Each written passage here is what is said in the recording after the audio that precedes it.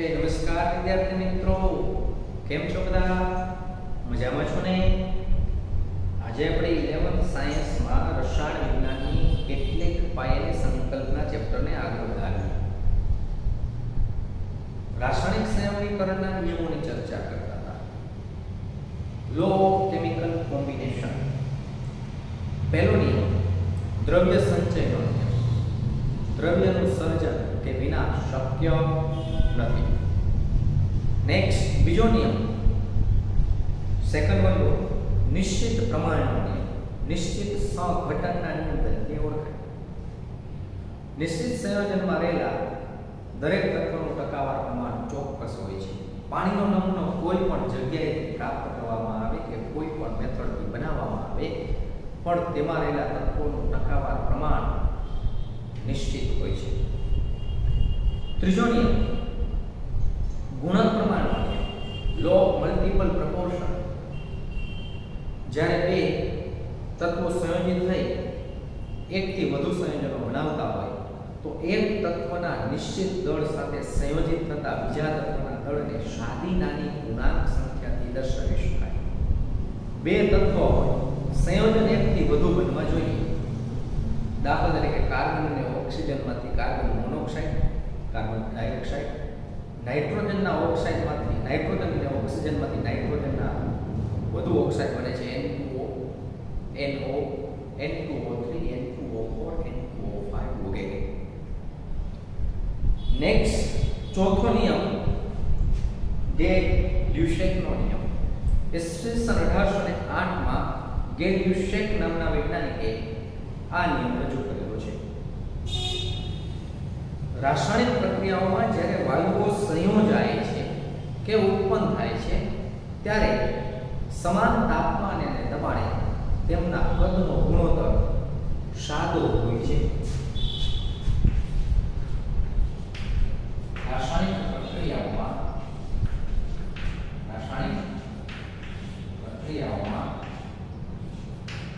વાયુઓ સંયોજાય છે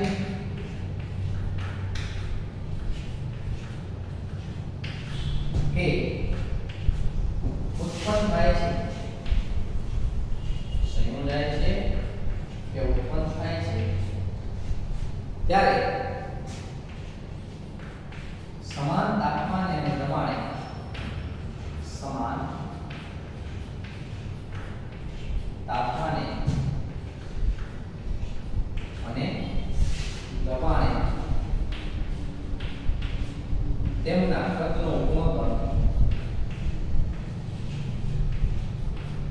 તેમના કદનો ગુણોત્તર સાદો હોય છે. રાસાયણિક પ્રક્રિયાઓ જ્યારે વાયુઓ સંયોજાય છે, વાયુઓ ભેગા થાય છે કે પછી ઉત્પન્ન થાય છે ત્યારે સમાન તાપમાન અને દબાણે તેમના કદનો ગુણોત્તર સાદો હોય છે. શું કહેવા માંગે છે? દાખલા તરીકે હાઇડ્રોજન વળી ઓક્સિજન વાયુ સાથે પ્રક્રિયા કરીને પાણીનું વાષ્પ બનાવે છે. વાયુઓ માટેની વાત થાય છે. હાઇડ્રોજન વાયુ ઓક્સિજન વાયુ સાથે પ્રક્રિયા કરી અને પાણીની વાષ્પ બનાવે છે. H2O બનાવે છે. સિમ્પલ. હવે એક ઓક્સિજનની જરૂરિયાત છે. શું કહીએ છીએ?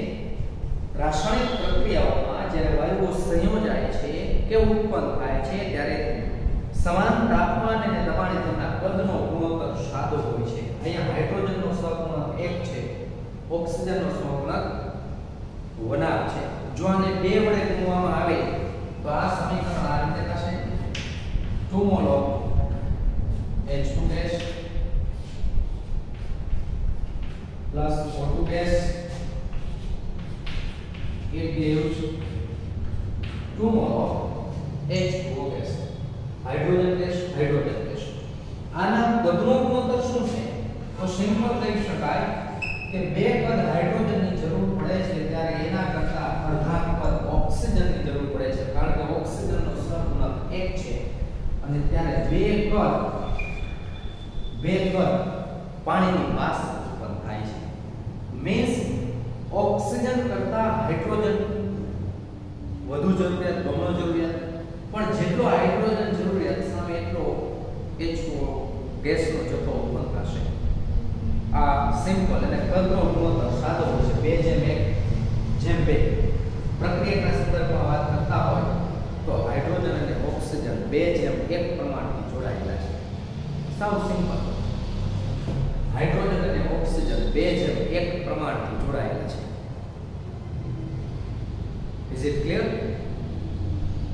2:1, 2:3, 3:4 આ બધા સાદા ગુણોત્તર તરીકે ઓળખાય. સાદા ગુણોત્તર તરીકે ઓળખાય. સિમ્પલ કદનો ગુણોત્તર સાદો હોય છે. હવે ધારો કે આપણે એમ કહીએ કે આપણે ધારો કે 100 મિલી 100 મિલી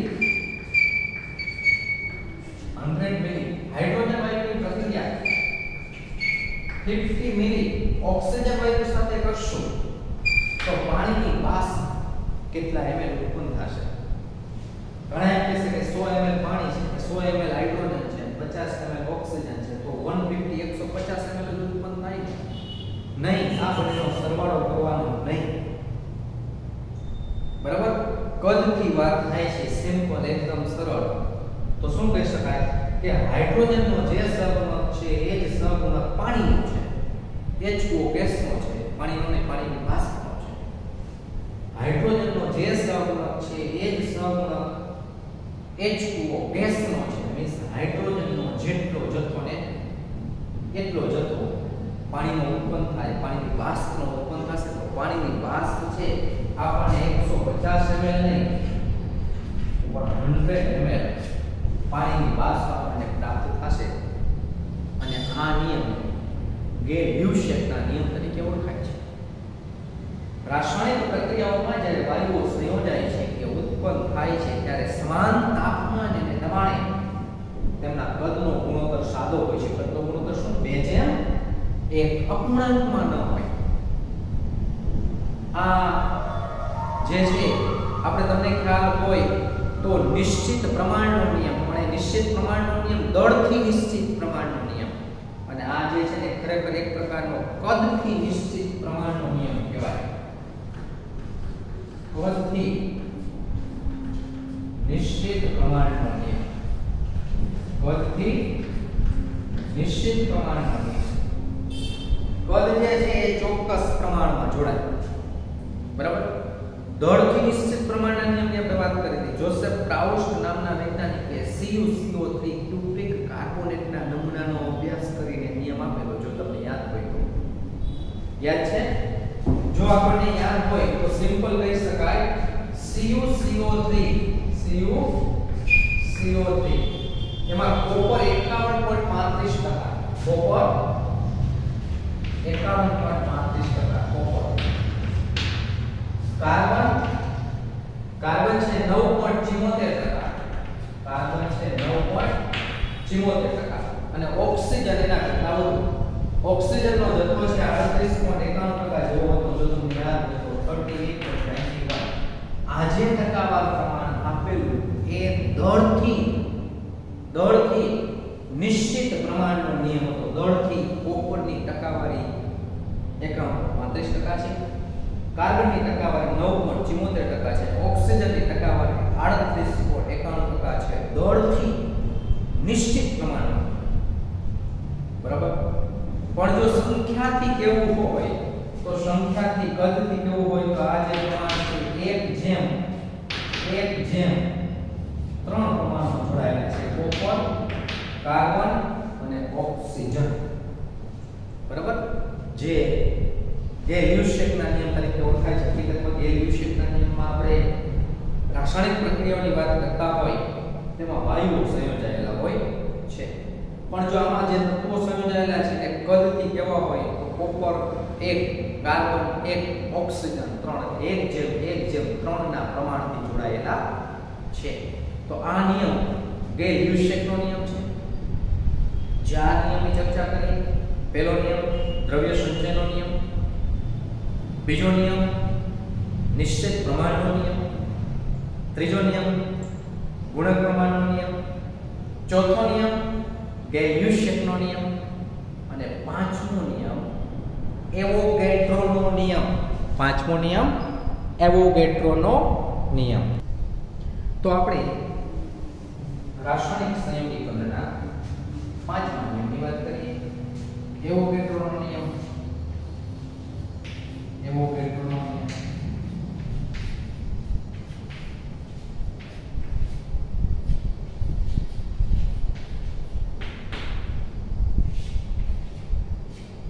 એવોગેડ્રોનો નિયમ. આ નિયમ ઈસવીસન 1811 માં એવોગેડ્રોએ રજૂ કરેલો છે. કયા વૈજ્ઞાનિકે રજૂ કરેલો છે? એવોગેડ્રોએ. ક્યારે? ઈસવીસન 1811 માં.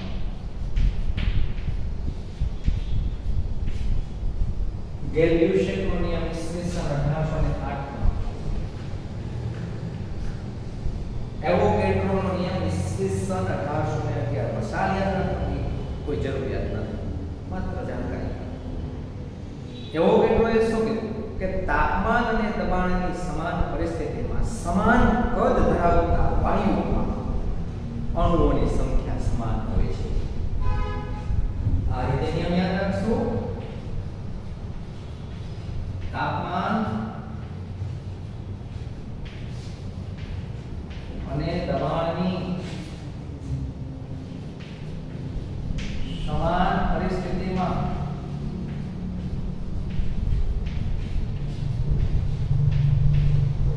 તાપમાન અને દબાણની સમાન પરિસ્થિતિમાં સમાન કદ ધરાવતા વાયુઓમાં સમાન કદ ધરાવતા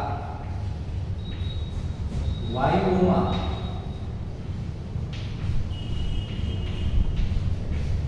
તેના અણુઓની સંખ્યા સમાન હોય છે. તેના અણુઓની સંખ્યા સમાન હોય છે.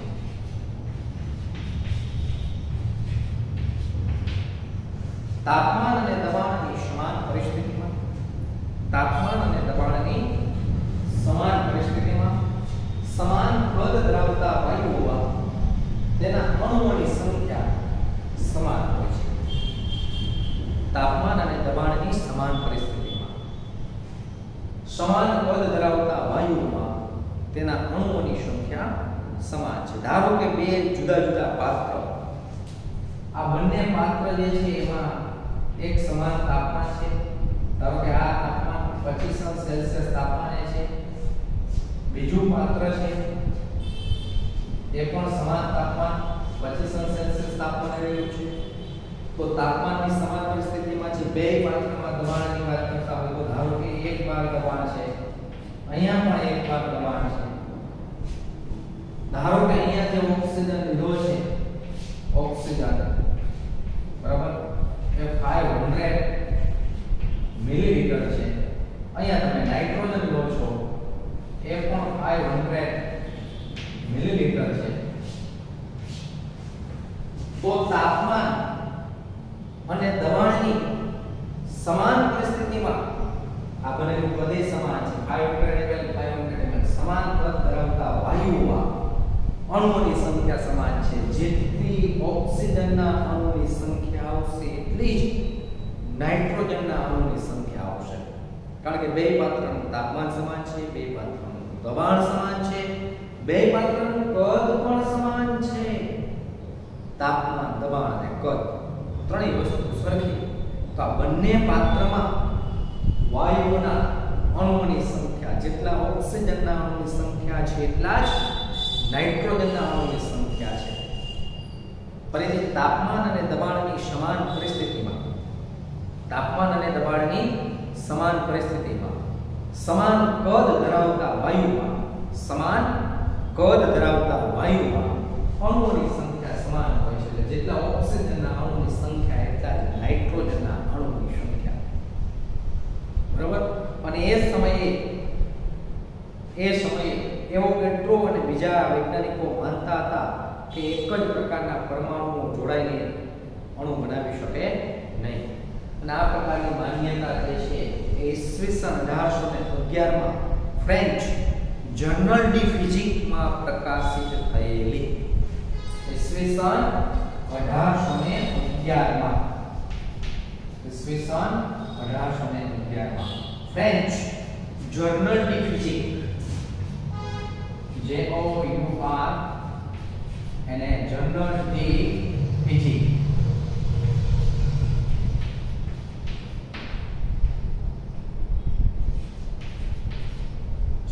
ફિઝિક માં પ્રકાશિત થયેલી. પણ તે સમયે ખાસ એવો વેઠો જે છે એને પ્રોત્સાહન ન મળે, અન્ય વૈજ્ઞાનિકોનો સાથ ન મળે.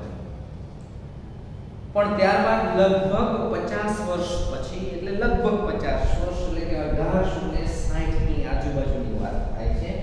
1860 માં 1860 જર્મનીના કર્લસ્રુહેમાં મળેલી इंटरनेशनल कॉन्फ्रेंस ऑफ केमिस्ट्री आंतरराष्ट्रीय रसायन विज्ञान की पहली सभा, first conference of international chemistry क्या મળેલી? તો જર્મનીના કર્લસ્રુહેમાં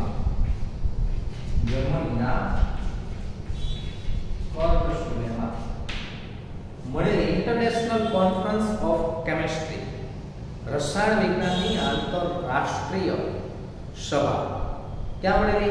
જર્મનીના કર્લસ્રુહેમાં.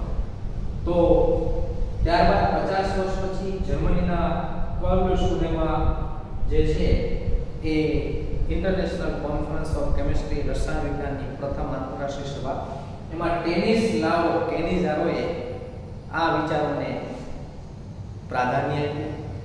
અને ત્યારબાદ એવો બેઠોનો નિયમ છે કે થોડો સાર્થક થયો તેમ કહી શકાય. થોડું ડિસ્ક્રિપ્ટિવ છે, આપણે યાદ રાખવાની જરૂર નથી. મેં યાદ રાખ્યો, તાપમાન અને દબાણની સમાન પરિસ્થિતિમાં સમાન કદ ધરાવતા વાયુઓમાં અણુઓની સંખ્યા સમાન હોય છે. સિમ્પલ માધ્યમને સંજ્ઞામાં વ્યક્ત કરવું હોય તો V પ્રપોર્શનલ n, કદ અને મોલ એકબીજાના સમપ્રમાણમાં. પણ કઈ પરિસ્થિતિ? P, V અને T, સોરી P અને T જે છે એ કોન્સ્ટન્ટ છે.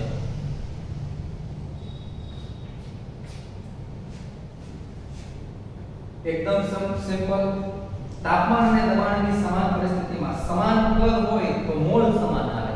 તાપમાન અને દબાણની સમાન પરિસ્થિતિમાં, જો આને સમજો, તાપમાન અને દબાણની સમાન પરિસ્થિતિમાં, ધારો કે તાપમાન અને દબાણ સમાન છે તો કદનો આધાર કેના પર? મોલ પર. મોલ વધુ તો કદ વધુ ને મોલ ઓછા તો કદ ઓછા. પણ હવે કદે સરખા નહીં તો મોલ સરખા આવશે. અને જેમાં મોલ સરખા ને અણુની સંખ્યા સરખી, જેની આપણે વિગતવાર ચર્ચા દ્રવ્યની જે અવસ્થાઓ છે એમાં વાયુ અવસ્થામાં આપણે કરશું.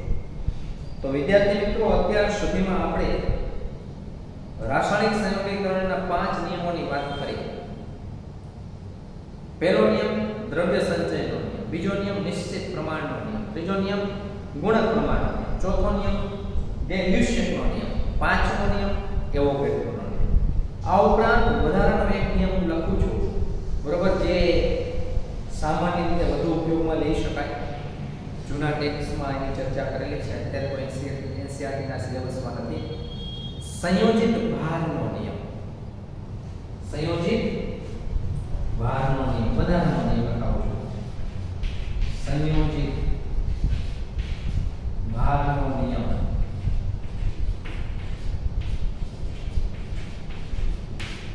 જેને વ્યસ્ત પ્રમાણના નિયમ તરીકે પણ ઓળખવામાં આવે છે. વ્યસ્ત પ્રમાણનો નિયમ.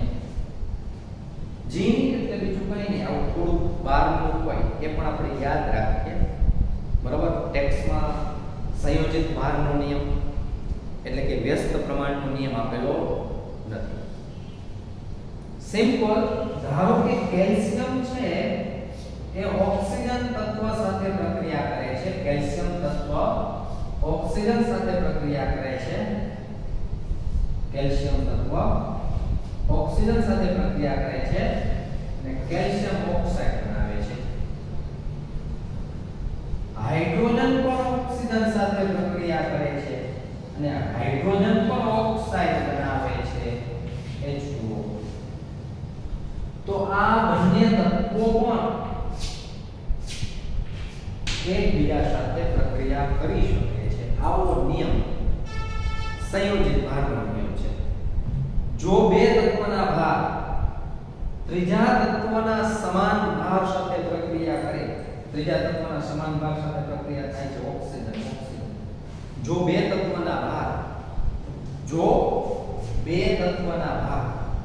ત્રીજા તત્વના સમાન ભાર સાથે પ્રક્રિયા કરે તો તે બે તત્વો પણ એકબીજા સાથે પ્રક્રિયા કરી શકે છે.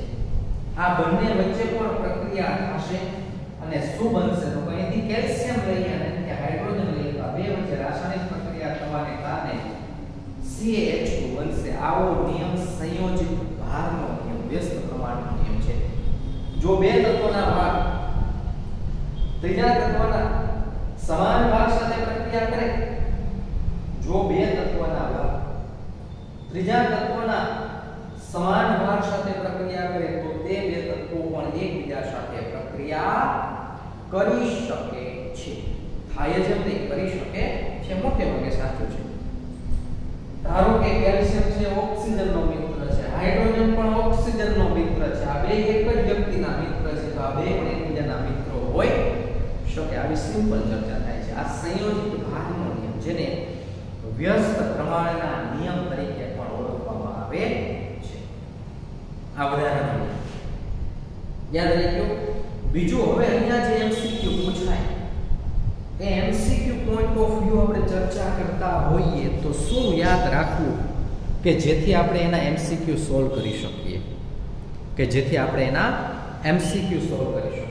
તો એમસીક્યુ પોઈન્ટ ઓફ વ્યૂ ચર્ચા કરતા હોઈએ તો યાદ રાખજો શું યાદ રાખવાનું છે. તો આપણે પહેલા દ્રવ્ય સંચયનો નિયમ જોયો હતો. દ્રવ્યનું સર્જન કે વિનાશ શક્ય નથી. પ્રક્રિયક બાજુ જેટલો જથ્થો થતો હોય એટલો જ જથ્થો નિપજ બાજુ થાય. એમાં કોઈ બીજી કઈ માથાકૂટમાં પડવાનું નથી. પણ ત્રણ નિયમ છે ને, એ ત્રણ નિયમમાં આડાઅવળું થવાની શક્યતા વધી જાય. કયા ત્રણ નિયમ છે? પહેલો નિશ્ચિત પ્રમાણનો નિયમ.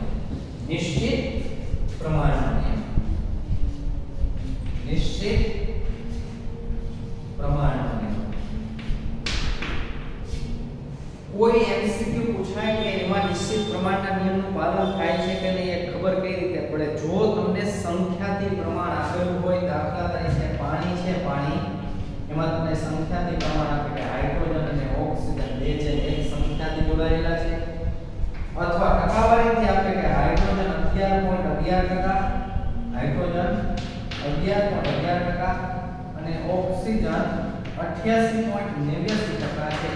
તો આવું કોઈ ટકાવાર પ્રમાણ આપે, કોઈ ચોક્કસ સંયોજનમાં ટકાવાર પ્રમાણ આપેલું હોય, બરાબર, સંખ્યાથી પ્રમાણ આપેલું હોય, અથવા એમ કે 2 ગ્રામ હાઇડ્રોજન 16 ગ્રામ ઓક્સિજન સાથે જોડાયેલો છે, તો એમાં નિશ્ચિત પ્રમાણ, ફરીથી નિશ્ચિત પ્રમાણના નિયમમાં શું આપી શકે?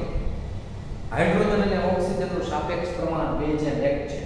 અથવા એમ કે 2 ગ્રામ હાઇડ્રોજન 16 ગ્રામ ઓક્સિજન સાથે જોડાયેલો છે, અથવા કેમ થાય કે 11.11% હાઇડ્રોજન 88.89% ઓક્સિજન સાથે જોડાયેલો છે. તો આ બધામાં ક્યાંક ટકાવાર પ્રમાણ આપેલું હોય, ક્યાંક સંખ્યા આપેલી હોય, ક્યાંક દળ આપેલું હોય, તો એ બધા નિશ્ચિત પ્રમાણના નિયમની વાત કરે છે. ગુણક પ્રમાણનો નિયમ,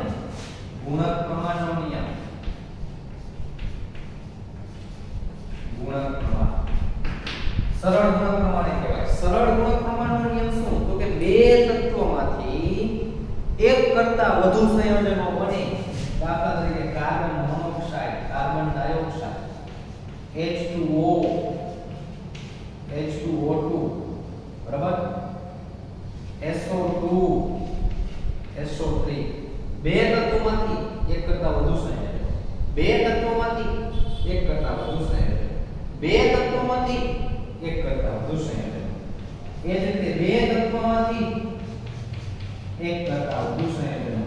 તો જ્યારે આવું આપેલું હોય બે તત્વોમાંથી એક કરતા વધુ સંયોજનો આપેલા હોય તો એમાં ગુણક પ્રમાણના નિયમની ચર્ચા થાય છે. બે જ તત્વ નાઇટ્રોજન ઓક્સિજન પણ જો સંયોજનો એક કરતા વધુ, બે તત્વોમાંથી એક કરતા વધુ સંયોજનો બનતા હોય તો ત્યાં ગુણક પ્રમાણના નિયમની ચર્ચા થાય છે. અને નેક્સ્ટ સંયોજિત ભારનો નિયમ. ત્રણમાં આડાઅવળું થાય. આમાં શું આપેલું હોય? કા સંખ્યાથી પ્રમાણ આપેલું હોય, અથવા ચોક્કસ ટકાવારી આપેલી હોય, અથવા દળથી પ્રમાણ આપેલું હોય. આમાં બે તત્વોમાંથી એક કરતા વધુ સંયોજનો આપેલા હોય. અહીંયા ત્રણ તત્વોમાંથી ત્રણ જુદા જુદા સંયોજનો. ત્રણ તત્વો ક્યાં? Calcium, hydrogen, oxygen. ત્રણ જુદા જુદા સંયોજનો. તો CaO, H2O, CH2. શું યાદ રાખવાનું? ત્રણ તત્વોમાંથી ત્રણ જુદા જુદા સંયોજનોની વાત થાય તો એ ગુણક સંયોજિત ભારનો નિયમ છે, વ્યસ્ત પ્રમાણનો નિયમ છે. તો આટલું આપણે યાદ રાખવાનું છે. શું યાદ રાખવાનું? નિશ્ચિત પ્રમાણના નિયમમાં સાપેક્ષ